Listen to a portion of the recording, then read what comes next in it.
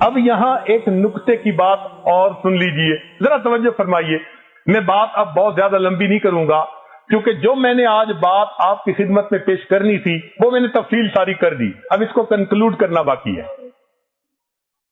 کہ دل میں پیدا ہوتا ہے کہ 99 نام اللہ تعالیٰ کے تھے، تو اس میں سے رب کے لفظ کے ساتھ اتنی دعائیں کیوں منگوائی گئیں بھائی؟ اس کی ایک خاص وجہ ہے. وجہ سمجھ لیجئے کہ بیٹا اگر کسی وجہ سے اپنی ماں کا نام لے کے پکارے نا، فرض کرو اس کی ماں کا نام ہے ہاجرہ، اور بیٹا کہے ہاجرہ ہاجرہ، تو ماں کے دل میں وہ محبت، وہ تڑپ نہیں پیدا ہوگی نام لینے سے. وہی بیٹا فقط امی امی کا لفظ کہہ دے نا تو ماں تڑپ جائے گی. امی کے لفظ کے ساتھ مامتا کا تعلق ہے، پالنے کا تعلق ہے. جس نے پالا ہوتا ہے اسے دوسروں کی نسبت زیادہ تعلق ہوتا ہے. دیکھیں، باپ کو بھی اولاد سے محبت ہوتی ہے، ماں کو زیادہ ہوتی ہے نسبتاً، اس لیے کہ ماں نے پالنے میں زیادہ کردار ادا کیا ہوتا ہے. اگر کوئی عورت اپنی اولاد نہیں، بہن کا بچہ لے کے پال لے تو اس سے بھی اسی طرح محبت ہو جاتی ہے جس طرح اپنے بچے سے. کیا وجہ؟ پالا ہوتا ہے. تو اصل چیز تو پالنا ہو گئی نا. دیکھیں، عورتوں کو عام طور پر اللہ تعالیٰ نے دل میں نرمی دی، بچوں کے بارے میں دل کے اندر محبت دی. کوئی بھی بچہ روئے گا نا اور وہاں کوئی بھی اجنبی عورت بھی ہے نا تو اس کا دل فوراً متوجہ ہوگا بچہ کیوں رو رہا ہے. لیکن اپنی ماں کا معاملہ کوئی اور ہوتا ہے. اگر ماں بیٹھی ہے اور دوسرے کمرے سے وہ امی کا لفظ سنتی ہے کہ میرا بیٹے نے مجھے پکارا، اور اس کو اس کا کوئی قریبی روک دے کہ آپ نہیں باہر جا سکتی، تو وہ ماں کیا کرے گی؟ خوش ہوگی، آنکھوں سے آنسو فوراً آ جائیں گے. پتہ نہیں میرے بیٹے کے ساتھ کیا ہو رہا ہے، وہ مجھے پکار رہا ہے، کیوں نہیں مجھے جانے دیتے. تو جس طرح ماں امی کا لفظ سن کے تڑپتی ہے، مامتا اسے کہتی ہے، فوراً اس کی پکار کو پہنچو. بالکل اسی طرح پروردگار نے اپنے انبیاء کو یہی لفظ سکھا دیا، اور میرے بندو تم جب رب کے لفظ کے ساتھ دعا مانگو گے، کیونکہ میں پالنے والا ہوں، میری خاص رحمت، میری خاص شفقت جوش میں آئے گی، تمہارے ہاتھ نیچے نہیں جائیں گے، میں پروردگار پہلے تمہاری مرادیں پوری کر دوں گا. کاش کہ ہم رب کے لفظ کی حقیقت کو سمجھ سکتے ہیں. اس لیے جب مومن کہتا ہے نا یا رب، اللہ تعالیٰ متوجہ ہوتے ہیں. حدیث پاک میں آتا ہے کہ ایک بندہ بت پرست تھا اور قدرتاً اس نے یا رب کہہ دیا. اللہ تعالیٰ فوراً متوجہ ہوئے. تو فرشتوں نے کہا کہ اللہ، یہ بندہ تو ساری عمر کفر و شرک کا مرتکب ہوتا رہا.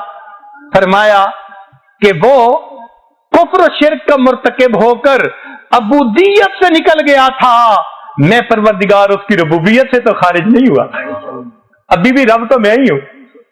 تو اگر وہ مجھے پکارے گا تو میں پروردگار کو اس کی دعا پر آمین کہوں گا. ایک واقعہ کتابوں میں لکھا ہے، ایک آدمی بت پرست تھا.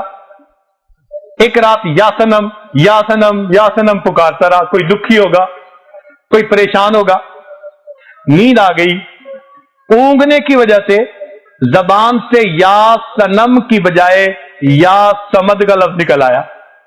یا سمد، اب سمد اللہ تعالیٰ کا نام. تو جیسے ہی اللہ کا نام نکلا، اللہ تعالیٰ متوجہ ہوئے، لبیک یا عبدی، میرے بندے مجھ سے کیا مانگتا ہے، کیا مانگتا ہے.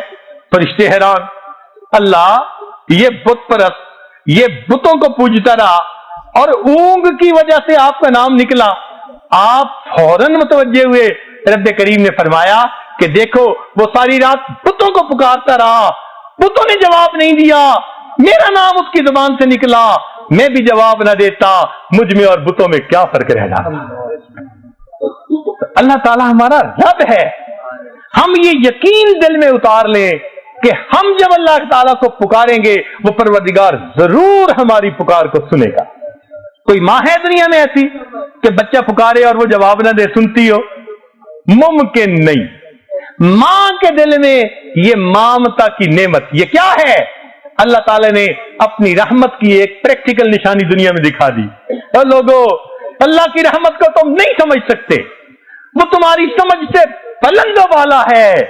لیکن جہاں تم سمجھ سکتے ہو، ہم تمہارے درمیان یہ ماں کا ایک رشتہ بنا دیتے ہیں. دیکھو، اگر تم ماں کے ساتھ کسی وقت جو ہے وہ برائی کا بھی معاملہ کر لو گے، وہ تمہارے بد سلوکی کو تمہاری نادانی سمجھ کر معاف کر دے گی. وہ تمہاری ماں ہے، تم ناراض کر لو گے، پھر اگر اس کی طرف آؤ گے تو ماں تمہیں فوراً سینے سے لگا لے گی. یہ ماں کی ممتا تمہارے لیے نمونہ ہے.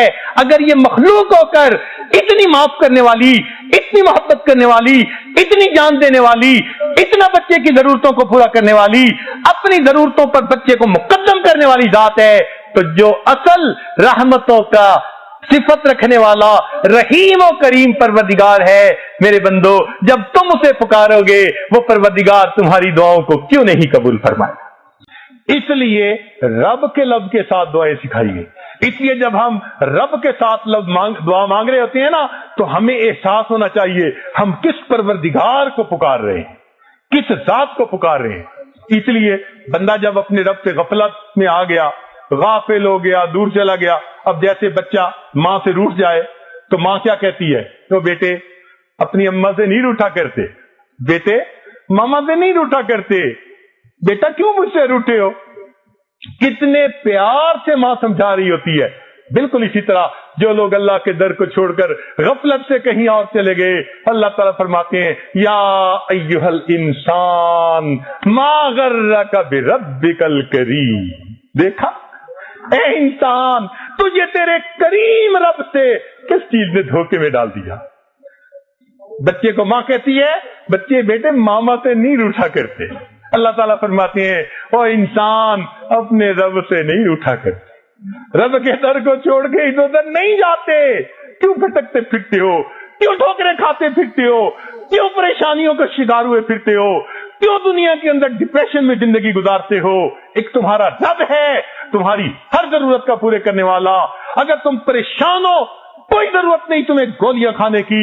رات کے آخری پہر میں اٹھ کے وضو کر لو، تہجد کے وقت 2 رکعت ادا کر کے اپنا دامن پھیلا کر مانگو گے، وہ پروردگار تمہارے دلوں کو سکون سے بھر دے گا، وہ پروردگار تمہاری ساری پریشانیوں کو دور کر دے گا. تو دیکھیے رب کے ایک لفظ میں کتنی وسعت ہے. اگر ہم اس ساری وسعت کو سامنے رکھ کر پھر اللہ کو رب کے لفظ سے پکاریں گے تو اللہ تعالیٰ کتنا جلدی مدد فرمائیں گے.